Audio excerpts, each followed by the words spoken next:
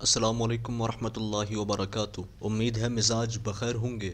آج ہم بات کریں گے حلیے اور حال کے بارے میں۔ عموماً ہمارے ہاں حلیے کو دیکھ کر سامنے موجود شخص کے حال کا اندازہ لگانا بڑا ہی عام اور روایت کا حصہ ہے، لیکن یاد رہے یہ نہ تو کوئی اصول ہے اور نہ ہی یقینی بات کہ حلیہ اور حال دونوں یکساں صحیح یا غلط ہوں۔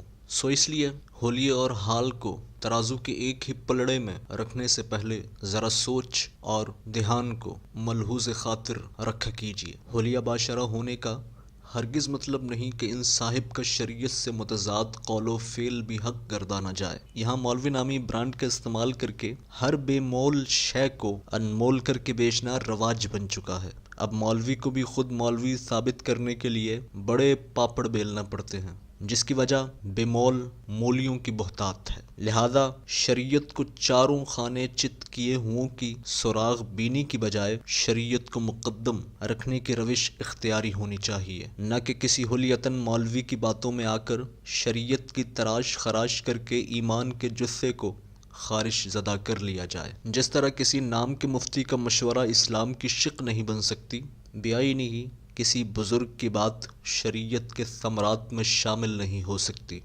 اب میں حقوق العباد کو کمتر سمجھوں، عذاب قبر کی نفی کروں، داڑھی کو غیر اہم گردانوں، حقوق اللہ سے انحرافی روش اپناؤں، پردے سے پردہ داری کروں، یا وضع قطع کو لے کر اپنی رائے کو آخری رائے ثابت کرنے کے ساتھ ساتھ موسیقی کو حلال کرنے کی ہزار ہا تعویلیں دے کر اپنے ذاتی عمل کو عالمگیری بنانے کی لاکھ ہی سر توڑ کوششیں کیوں نہ کروں؟ تو ایسے میں میرا سر تو توڑا جا سکتا ہے، لیکن نہ تو میرے سننے سے ناجائز گانا بجانا جائز ہو سکتا ہے، اور نہ ہی پردے کے خلاف اور اختلاط کے حق میں میری خلط ملط سوچ سچی ہو سکتی ہے۔